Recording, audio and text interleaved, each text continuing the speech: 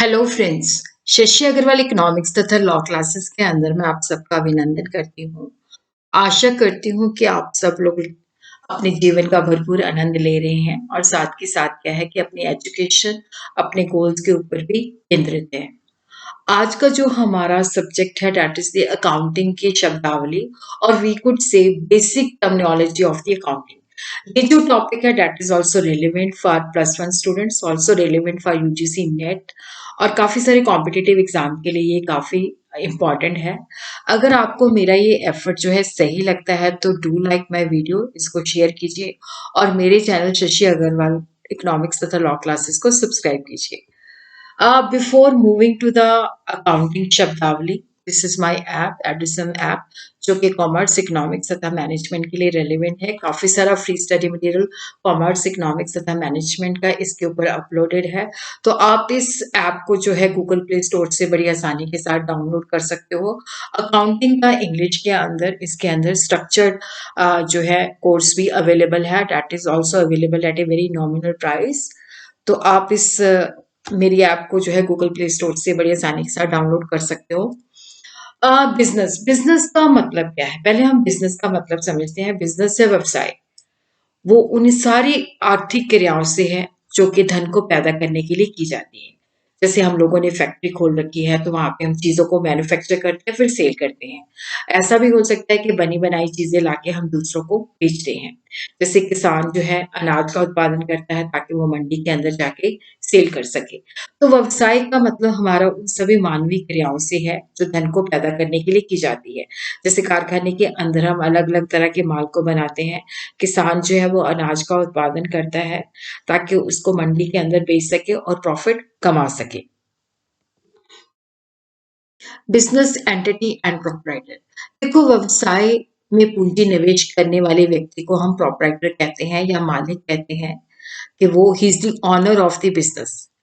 हम बिजनेस क्यों सेटअप करते हैं, क्योंकि ये व्यवसाय का जो प्रोप्राइटर होता है उसके पास पूर्ण अधिकार होता है कि जो भी बिजनेस से प्रॉफिट जनरेट होता है वो उसको ले सकता है, क्योंकि वो बिजनेस को सेट करता है। अगर कोई हानि होती है तो वो भी उसको सहन करता है, जोखिम को भी सहन करता है।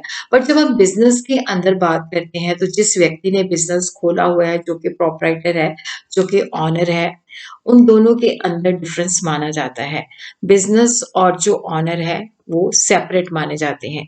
बिजनेस के अंदर हम सिर्फ बिजनेस के खर्चे और आमदन को ही रिकॉर्ड करते हैं। जो बिजनेस के ट्रांजेक्शन्स हैं उसी को रिकॉर्ड किया जाता है। जो प्रोप्राइटर के खर्चे होते हैं उसको हम, जो उसके पर्सनल खर्चे होते हैं उसको हम रिकॉर्ड नहीं करते। प्रोप्राइटर जो बिजनेस के अंदर लेके आते हैं उसको हम कैपिटल या पूंजी कहते हैं, जो कि बिजनेस के लिए दायित्व होता है, बिजनेस के लिए लायबिलिटी होती है। बिजनेसमैन जो है अपने बिजनेस के अंदर पूंजी नकदी के रूप में तथा वस्तुओं के रूप में भी ला सकता है। जैसे वो कैश भी लेके आता है या साथ में गुड्स का स्टॉक भी लेके आता है या मशीनरी लेके आता है या कार लेके आता है या बिल्डिंग लेके आता है। तो वो बिजनेस के लिए उत्तरदायित्व होता है, लायबिलिटी होती है। बट अगर प्रोपराइटर अपने बिजनेस से अपने पर्सनल खर्चों के लिए पैसे लेता है या कोई बिजनेस की बनी हुई चीज लेके जाता है तो वो ड्राइंग कहलाते हैं। उसी तरह जैसे कैपिटल कैश और काइंड में आ सकती है, उसी तरह जो ड्राइंग वो अपने पर्सनल एक्सपेंसेस के लिए करता है तो वो भी कैश और उसके अंदर वस्तु के रूप में ले जा सकता है। पूंजी, हम उस धनराशि को पूंजी कहा जाता है जिसे ऑनर जो है अपने बिजनेस के अंदर लगाता है। उस राशि से बिजनेस शुरू किया जाता है। प्रोपराइटर जो है बिजनेस के अंदर पूंजी नकदी के रूप में भी ला सकता है तथा वस्तु के रूप में भी ला सकता है। पूंजी जो होती है वो बिजनेस के लिए लायबिलिटी होती है, क्योंकि बिजनेस और जो बिजनेस का मालिक है उसको दोनों को सेपरेट व्यक्ति माना जाता है। ड्राइंग या आहरण, अगर बिजनेस से बिजनेसमैन अपने पर्सनल खर्चों के लिए पैसे लेता है, जैसे बिजनेसमैन हर महीने 2,000 रुपए विड्रॉ करता है या अपने घर का बिजली का खर्चा देने के लिए या अपने बच्चों की स्कूल फीस देने के लिए या बिजनेस के अंदर से कोई चीजें जो है वो घर के लिए लेके जाता है तो वो हम ड्राइंग कहते हैं। जो वो घर के लिए चीजें लेके जाता है तो उसको हम कॉस्ट पे रिकॉर्ड करते हैं। तो ड्राइंग जो होती है कैश में भी हो सकती है और काइंड में भी हो सकती है। और उसी तरह एसेट, देखो जो संपत्ति से मतलब है आर्थिक स्रोत, जिन्हें मुद्रा के रूप में व्यक्त किया जाता है कि इस बिज़नेस के पास इतने एसेट हैं जिसको हम मुद्रा के रूप में व्यक्त करते हैं, जिनका कि मूल्य होता है। एसेट वो चीज़ें होती हैं जो बिज़नेस की होती हैं, जो बिज़नेस के द्वारा बिज़नेस के पास उसकी मल्कियत होती है और जिसका जो उपयोग है व्यापार को चलाने तथा आमदन को पैदा करने के लिए किया जाता है। तो इसलिए हम कह सकते हैं कि संपत्तियाँ वो स्रोत है जो भविष्य में लाभ पहुँचाती है, जैसे मशीन है, भवन है, भूमि है, आदि है।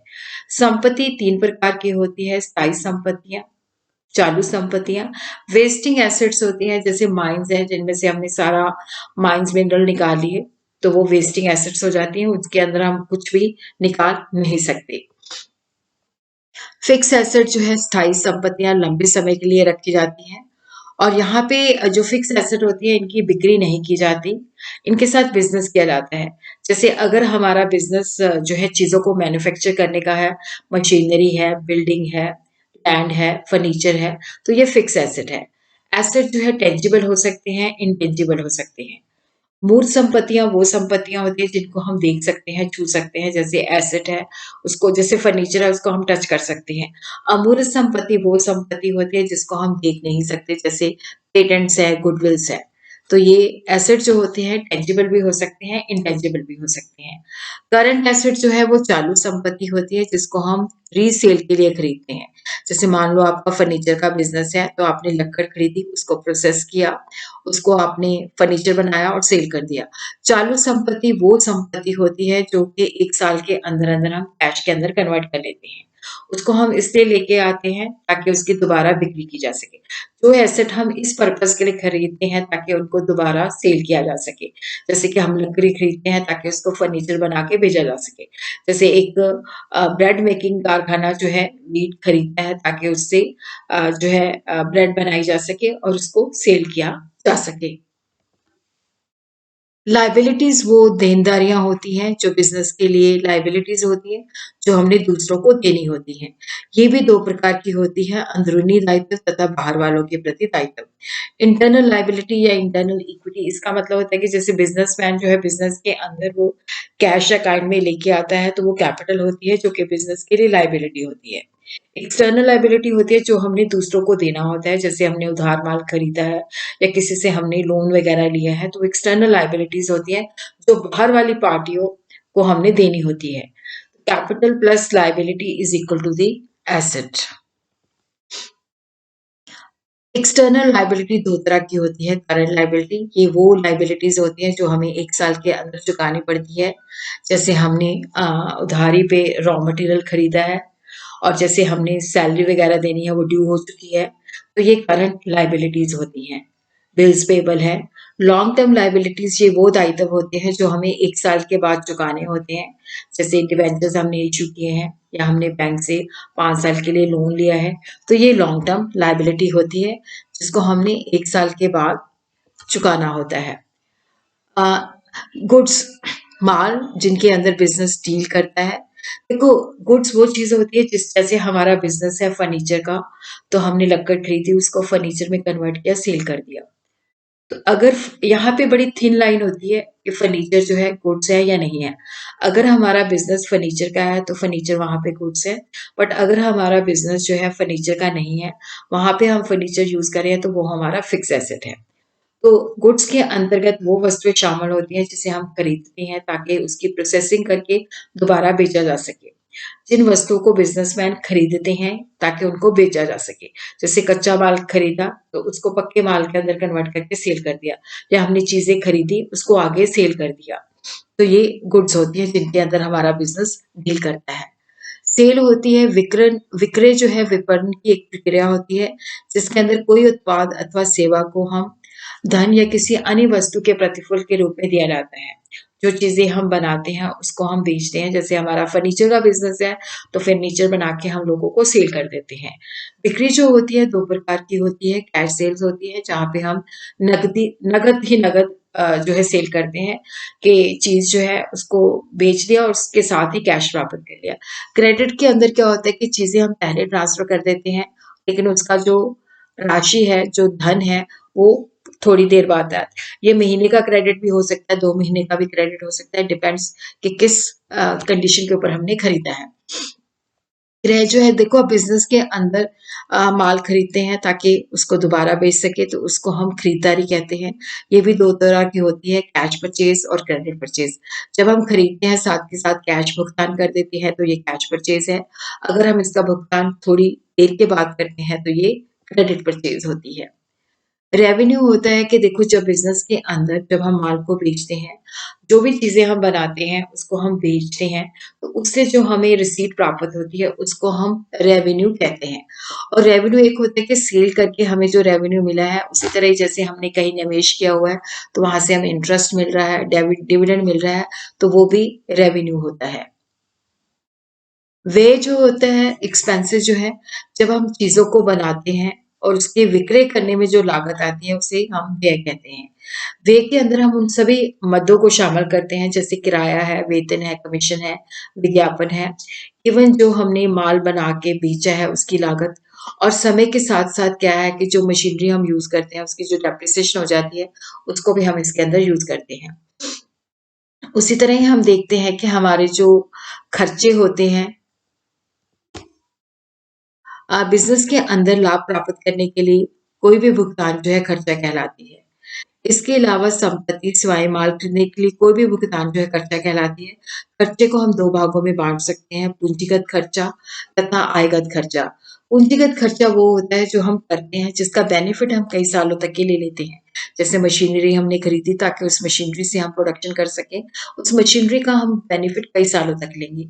ऐसा खर्चा जो स्थायी संपत्ति खरीदने के लिए कहलाता है और जो हमें फर्दर इनकम जनरेट करने में भी हेल्प करता है और जो हमें काफ़ी सालों तक बेनिफिट देता है। तो यहाँ पे ये पूंजीगत खर्चा स्थायी संपत्ति खरीदने के लिए किया जाता है और इसके मूल्य में वृद्धि करने के लिए किया जाता है। अब हम देखते हैं आयगत खर्चा जो होता है, जो रेकरिंग नेचर का होता है जिसको हम बार-बार करते हैं और जिसका बेनिफिट हमने एक एक लेखांकन अवधि में ही प्राप्त होता है। एक फाइनेंशियल ईयर में ही उसका बेनिफिट ले लेते हैं। जैसे हमने मशीनरी खरीदी तो उसका बेनिफिट हम कई सालों तक लेते हैं।